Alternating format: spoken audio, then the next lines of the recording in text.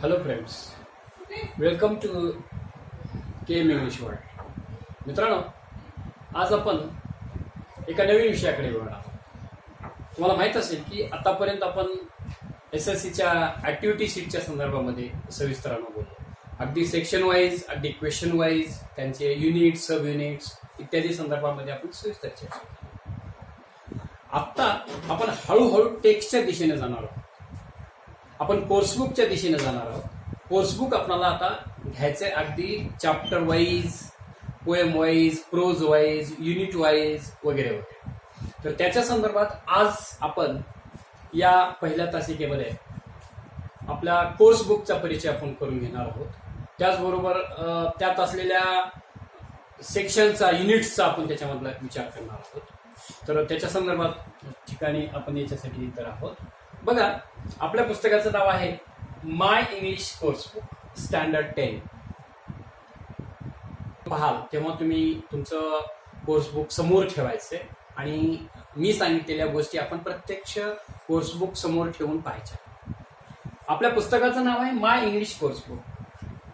आता हे कोर्सबुक म्हणजे काय? आपण पाहतो की एखादा कोर्स असतो, आपण वेगवेगळे कोर्सेस आपण ऐकतो. अगदी तशाच पद्धतीनं हा सुद्धा एक इंग्लिशचा कोर्स आहे. आपल्याला माहित असेल की आपल्याकडे आपली जी शिक्षण प्रणाली आहे त्याच्यामध्ये वेगवेगळे स्तर करण्यात आलेले आहेत. कसे स्तर आहेत? जसं की 1 ते 5, 1 ते 5वी पर्यंतचा एक वेगळा गट, 6वी ते 8वी पर्यंतचा एक वेगळा गट, बरोबर, 9वी ते 12वी पर्यंतचा वेगळा गट, 9वी 10वी हा एक इथं गट माध्यमिकचा, आणि 11-12वीचा उच्च माध्यमिकचा गट, अशा रीतीने. तर आता आपण 9वी 10वीच्या गटामध्ये आहोत. हे जे सर्व आतापर्यंत आपण पाहिलेल्या अगदी स्टँडर्ड फर्स्ट पासून पाहिलेलं जे कोर्सबुक आहे आपलं, हे सगळे कोर्सबुक हे एकमेकाला इंटरलिंक्ड आहे. म्हणजे हे एकमेकाला लिंकिंग आहे. पहिलीचं कोर्सबुक हे दुसरीच्या कोर्सबुकला लिंक आहे, दुसरीचं तिसरीला आहे, 8वीचं 9वीला आहे, तसंच 9वीचं कोर्सबुक हे 10वीच्याला लिंक आहे. म्हणजे 10वीचं कोर्सबुक हे 9th क्लासच्या कोर्सबुकला लिंकिंग आहे. जो भाग आपण 9th क्लासमध्ये पाहिला, अगदी त्याच्याच थोडा पुढचा भाग आपण 10thच्या कोर्सबुक मध्ये पाहत असतो. आणि म्हणून हे माय इंग्लिश कोर्सबुक, माझा 10वीचा कोर्सबुक असं या पुस्तकाचं नाव आहे. लक्षात ठेवा. आता मी माझ्यासोबत पुस्तक आणलंय, हे आपण अगोदर पाहूया. बघा, इथे हे पुस्तक आहे, आपलं कोर्सबुक आहे. काय लिहिलंय? माय इंग्लिश कोर्सबुक स्टँडर्ड 10. आता थोडे याच्या कव्हरिंग पेज बद्दल आपण थोडक्यात चर्चा करूया. बघा, आपल्याला काही गेस करता येतो का? कॅन यू गेस की अशा लाईन्स का दिलेल्या आहेत? हा स्टुडंट इथं थांबलाय, काय दिसतं तुम्हाला? तर इथं तुमचं नक्कीच लक्षात येईल की एक ट्री आहे. माणसाचं जीवन आणि ही शिक्षण प्रणाली एक झाड आहे. आणि या झाडातून जेव्हा आपण मॅट्रिक्युलेशन परीक्षा पास होऊ, जेव्हा आपण SSCची एक्झाम पास होऊ, तिथून मात्र वेगवेगळ्या ब्रँचेस तुम्हाला क्रॉस कराव्या लागणार, वेगवेगळ्या ब्रँचेसला तुम्हाला ऍडमिट व्हावं लागणार आहे, दाखल व्हावं लागणार आहे. म्हणजे ज्ञानाच्या फांद्या ह्या प्रचंड प्रमाणात आहेत. ज्ञानाच्या कक्षा ह्या खूप मोठ्या वेगवेगळ्या आहेत. त्याच्यातल्या आपण कुठल्या भागामध्ये जायचं, कुठल्या फॅकल्टीला जायचं, हे आपल्यावरती अवलंबून असणार आहे. आणि म्हणून ज्ञानाच्या वेगवेगळ्या फांद्या इथं दाखवलेल्या आहेत. आणि इथं स्टुडंट तुम्हाला स्टडी करताना दिसतोय. Means you can imagine that suppose you are the student here, and after your matriculation you will also have to choose one of the branches. की नेमकं तुम्हाला कशातलं स्पेशलायझेशन करायचं आहे, कुठलं शिक्षण घ्यायचं आहे, त्याच्या संदर्भात तुम्हाला डिसिजन घ्यावं लागणार आहे. आणि म्हणून ह्या ब्रांचेस आहेत, ह्या वेगवेगळ्या फांद्या आहेत. बघा, त्याचबरोबर इथं आपण शेवटचं पेज बघूया. इथं कव्हरिंगचं शेवटचं पेज पण तुमच्या लक्षात येईल. इथं एक गर्ल आहे, एक स्टुडंट आहे. She is thinking. ती विचार करते. कशाचा विचार करते तिनं? की ज्ञानाच्या इतक्या शाखा, अरे बापरे. आणि मग त्याच्यामध्ये आपल्याला नेमकं कोणती शाखा निवडायची आहे हे आपल्याला त्याच्यात विचार करायचा आहे. त्याचबरोबर आणखीन या ब्रँचेसचा दुसरा आणखीन एक अर्थ असा आहे की माणसाची जीवन मूल्य याच्यात अंतर्भूत आहे. शिक्षण शिकत असताना आपणाला काही जीवन मूल्य पण त्याच्या सोबतच विकसित करायचे आहेत. आणखीन या ब्रँचेसचा तिसरा अर्थ काय होतो? या ब्रँचेसचा तिसरा अर्थ होतो स्किल्स, लाईफ स्किल्स. वेगवेगळे स्किल्स तुम्हाला हे ज्ञानार्जन करत असताना संपादित करायचे आहेत. While learning, you should learn the course book along with the skill development. मी परवाशी बोलताना तुम्हाला आपणाला अगोदरच्या व्हिडिओमध्ये बोललो की हे सगळे कोर्स बुक हे स्किल डेव्हलप वरती डिपेंड आहे, स्किल बेस्ड आहे. विद्यार्थ्यांच्या मधलं कौशल्य विकसित करायचं आहे, हा त्याच्या मागला प्रमुख हेतू आहे. आणि म्हणून हे सगळे वेगवेगळे स्किल्स आहेत जे तुम्हाला वेगवेगळे स्किल्स वेगवेगळ्या लेवलवरती डेव्हलप करायचे. आता स्किल्स बोलत असताना आपल्याला माहिती आहे, आपण परवाला सुद्धा पाहिले अगोदरच्या व्हिडिओमध्ये, काय की जसं लर्निंग स्किल मध्ये रीडिंग स्किल आहे, वाचन कौशल्य ज्याला आपण म्हणतो, रायटिंग स्किल आहे ज्याला आपण लेखन कौशल्य म्हणतो,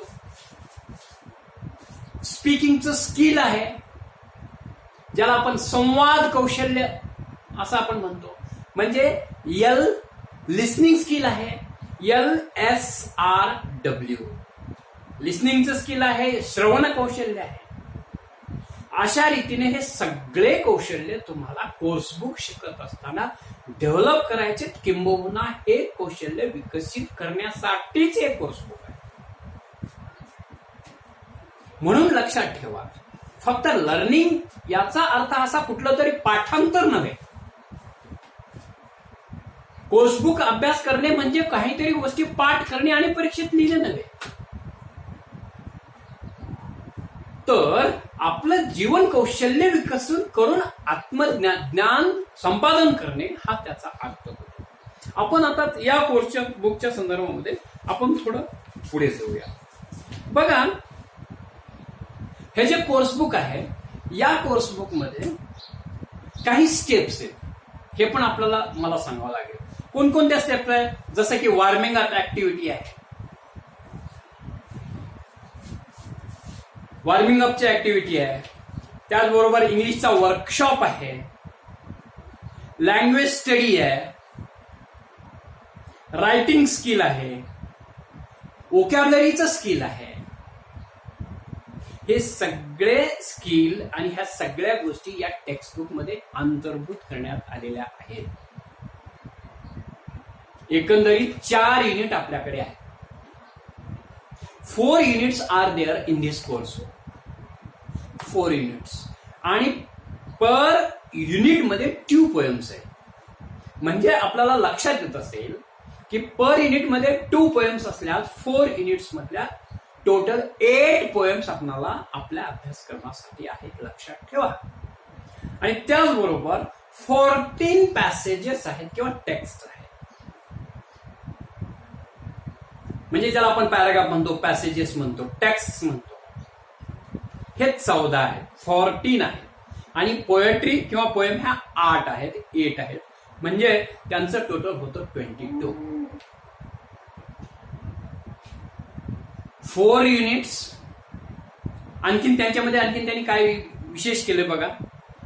एक युनिट, पहिलं युनिट 1.5 पर्यंत आहे, तर त्याचबरोबर दुसरं 2.6 आहे.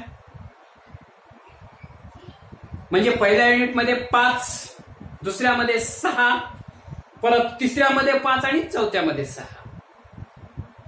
अशा रीतीनं पोएम, प्रोज, पोएट्री, प्रोज असं कॉम्बिनेशन करून आपणाला हे टेक्स्ट बुक तयार केलेलं आहे.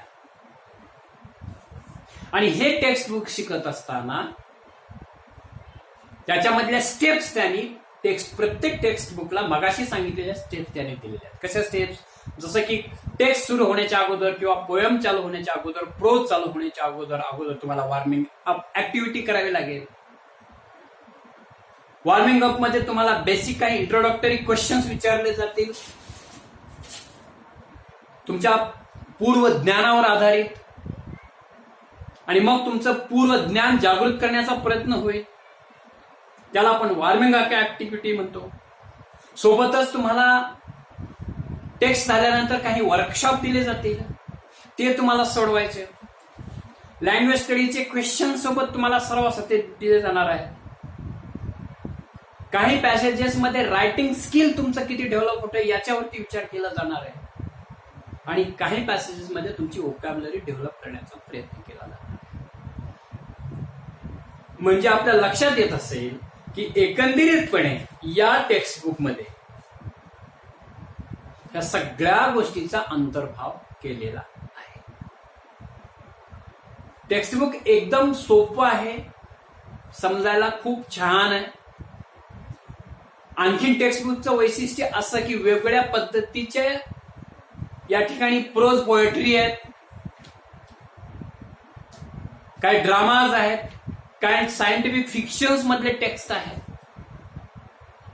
म्हणजे आपले काही प्रवास वर्णन आहेत, ऑटोग्राफीचे काही आहेत, काही इंटरव्ह्यूज आहेत.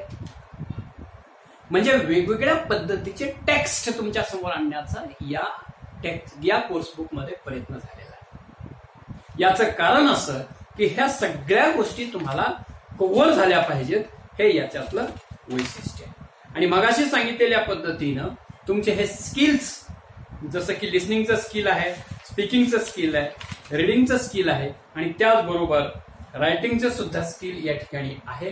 ह्या गोष्टी ध्यानात ठेवा. आणि लँग्वेज स्टडीचा काही भाग याच्यामध्ये आहे. त्याचबरोबर या लँग्वेज स्टडीमध्ये बघा आणखीन काही भाग आहे, जसं की अल्फाबेट्स आहेत, पार्ट्स ऑफ स्पीच आहेत, त्याच्यामध्ये सेंटेन्सचं स्ट्रक्चर तुम्हाला तुमच्याकडनं करून घेतलं जाणार आहे. वोकॅब्युलरी आणि वर्ड बिल्डिंग याच्यामध्ये असणार आहे. म्हणजे टेक्स्टबुक शिकत असतानाच आपल्या काही लँग्वेज स्टडीचा भाग, ग्रामरचा भाग हा आपल्याकडनं सराव करून घेतला जाणार आहे. म्हणून इथं ते सेंटेन्सचे स्ट्रक्चर जसं मी तुम्हाला म्हणालो किंवा पार्ट्स ऑफ स्पीच जसं तुम्हाला मी म्हणालो याचा अंतर्भाव आहे. वर्डची बिल्डिंग आहे, वर्ड बिल्डिंग. त्याचबरोबर पंक्च्युएशनचा काही भाग याच्यामध्ये जाणीवपूर्वक तो करून घेतला जाणार आहे. त्याचबरोबर स्पीच आहे, स्पीच डिरेक्ट आणि इनडिरेक्ट स्पीच अशा पद्धतीने ज्याला आपण म्हणतो.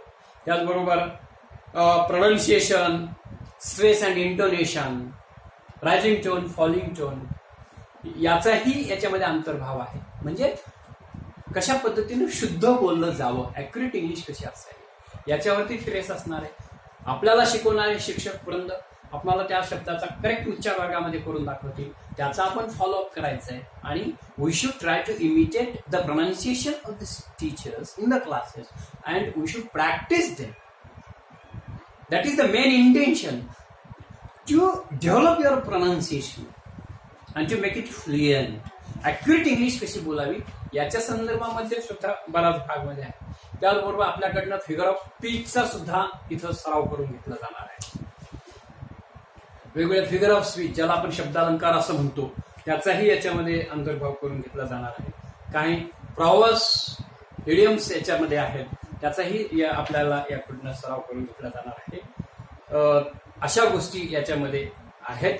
आणि आणखीन एक भाग तुम्हाला याच्यामधनं या टेक्स्टबुकचं वैशिष्ट्य सांगायचं ते म्हणजे या टेक्स्टबुकमध्ये असलेला लाईव्ह इंग्लिशचा भाग. आता काय आहे हे लाईव्ह इंग्लिश? अशी इंग्रजी की जी आपण दैनंदिन जीवनामध्ये वापरतो. टेक्स्ट हे अभ्यासक्रमासाठी झालं, कोर्सबुक हे अभ्यासक्रमासाठी झालं. मात्र लाईव्ह इंग्लिश ही एक अशी गोष्ट आहे की जी की आपण दैनंदिन जीवनामध्ये वापरतो आणि ती दैनंदिन जीवनामधली लाईव्ह इंग्लिश आपल्याला आली पाहिजे, ज्याचा दैनंदिन रोजच संपर्क असतो. मात्र अनेक वेळा आपण त्या गोष्टीचा सराव करत नाही. तर तो सराव व्हावा याच्यासाठी आपल्याला प्रत्येक युनिट संपल्यानंतर लाईव्ह इंग्लिशचं चॅप्टर देण्यात आलेलं आहे. जसं की फर्स्ट युनिट संपलं की त्यामध्ये फॉर्म फिलिंग आहे. जसं मग तो ऍडमिशनचा फॉर्म असेल, हॉस्पिटल मधला फॉर्म असेल, कुठला एंट्री फीसचा फॉर्म असेल, अन्य कुठलेही फॉर्म्स असतील. तर अशा रीतीनं फॉर्म फिलिंग आपल्याला आलं पाहिजे म्हणून ते लाईव्ह इंग्लिशचा भाग दिलाय. सेकंड युनिट संपलं की त्याचबरोबर मेकिंग पॉवर पॉइंट प्रेझेंटेशन आहे. या इंटरनेटच्या युगामध्ये आपण सुद्धा पाठीमागं असायला नको. आपल्याला पॉवर पॉइंट प्रेझेंटेशन बनवता आलं पाहिजे, करता आलं पाहिजे, ते प्रेझेंट करता आलं पाहिजे. या इंटेन्शननं पॉवर पॉईंट प्रेझेंटेशन कसं असतं, कसं असावं लागतं, त्याच्या सिस्टीम्स काय, त्याच्या मेथड्स काय, त्याच्या स्टेप्स काय, ह्या गोष्टी आपल्याला याच्यामधनं शिकायला मिळतील. त्यानंतर जेव्हा थर्ड युनिट संपेल तेव्हा त्याच्यामध्ये तुम्हाला ईमेल मेकिंग आहे. आपण ईमेल वगैरे ऐकतो बऱ्याच वेळा, मात्र सगळ्याच विद्यार्थ्यांना ते जमतं अशातला भाग नाही. मात्र आजच्या काळामध्ये it is the need of time that you should be able to send email and receive emails, to respond email. मग ईमेल कसा तयार करावा लागतो, त्याची प्रोसिजर काय, ईमेल ऍड्रेस नेमका कसा काढला जातो, त्याच्या स्टेप्स काय, ह्या गोष्टी लाईव्ह इंग्लिशच्या माध्यमातून आपल्याला दाखवण्याचा प्रयत्न केला गेलेला आहे. आणि त्याचबरोबर जेव्हा युनिट 4 संपतं तेव्हा ब्लॉग मेकिंग आहे. वेगवेगळ्या विषयावर आपल्याला ब्लॉग तयार करता आला पाहिजे, आपलं मत तिथं मांडता आलं पाहिजे. अशा रीतीने हे लाईव्ह इंग्लिशचा भाग आहे. आणि हा लाईव्ह इंग्लिश देण्याचा भाग दुसराही आणखीन असा आहे, याचा रेफरन्स की मी ऍक्टिव्हिटी शीट सांगत असताना तुम्हाला मी असं म्हणालो होतो क्वेश्चन नंबर 6 मध्ये, expand the theme, expand the theme. आणि त्याचबरोबर ही सगळी ऍक्टिव्हिटी सीट 80 मार्काची झाल्यानंतर तुम्हाला मी इंटरनल इव्हॅल्युएशन मध्ये बोललो होतो. इंटरनल इव्हॅल्युएशन मध्ये मी काय बोललो होतो तुम्हाला की 10 मार्क्स प्लस 10 मार्क्स असं डिव्हायडेशन आहे. 10 मार्क्स तुमच्या ओरल चेकअपसाठी असतील, ओरल एक्झामिनेशन साठी असतील, आणि जे 10 मार्क्स आहेत ते मात्र तुम्हाला असाइनमेंट्स दिल्या जातील. असाइनमेंटचा रेफरन्स या ठिकाणी लाईव्ह इंग्लिश आहे. 2 असाइनमेंट प्रथम सत्रात, 2 असाइनमेंट द्वितीय सत्रामध्ये असतात. आणि ह्या सगळ्या असाइनमेंट या लाईव्ह इंग्लिश वरती डिपेंड असतात. म्हणजे तुमचे टीचर तुम्हाला असाइनमेंट म्हणून लाईव्ह इंग्लिशचा भाग देऊ शकतात. They can give you a question as like fill the form for the mobile connection, internet connection. They can give you a question as like this: you are intending to open an saving account in a dash dash bank. Fill up the form, account opening form. Ask for the loan, that's form. Admission form. तुम्हाला assignment साठी हा question दिला जाईल. तर अशा रीतीने या live इंग्लिशचा तिथं उपयोग होतो, लक्षात ठेवा. म्हणून अशा रीतीनं आपण एकंदरीत आजच्या या क्लासमध्ये या कोर्सबुक बद्दल, माय इंग्लिश कोर्सबुक स्टँडर्ड 10 इयत्ता 10वीचं कोर्सबुक याच्या संदर्भामध्ये याचे अंतररंग आणि बाह्यरंग, इंटरनल अँड आउटर याच्या संदर्भामध्ये आपण बोललो. तुमच्या लक्षात येत असेल की याची साईज सुद्धा मोठी मुद्दाम ठेवण्यात आलेली आहे. पूर्वीचे टेक्स्टबुक इतके मोठे नव्हते, साईजनं मोठे नव्हते, मात्र कॅरी करायला सोपं जावं या उद्देशानं हे मोठे करण्यात आलेले आहेत. सहज वाचता येण्यासाठी आहेत, तुमच्या सोयीसाठी आहेत, त्याची आवड निर्माण व्हावी याच्यासाठी आहे. अशा रीतीने आपण याच्याबद्दलचा हा विचार या ठिकाणी केलेला आहे. मित्रांनो, आपण आता वर्षभर या पुस्तकाला धरून आपण चर्चा करणार आहोत, बोलणार आहोत. तेव्हा पटकन कोर्सबुक घ्या आणि हा व्हिडिओ पाहताना कोर्सबुक समोर ठेवूनच कोर्सबुक हाताळा, पहा आणि त्याचा आपण वर्षभर विचार करणार आहोत. अभ्यासात गुंतून राहा. Best of luck. थँक्यू.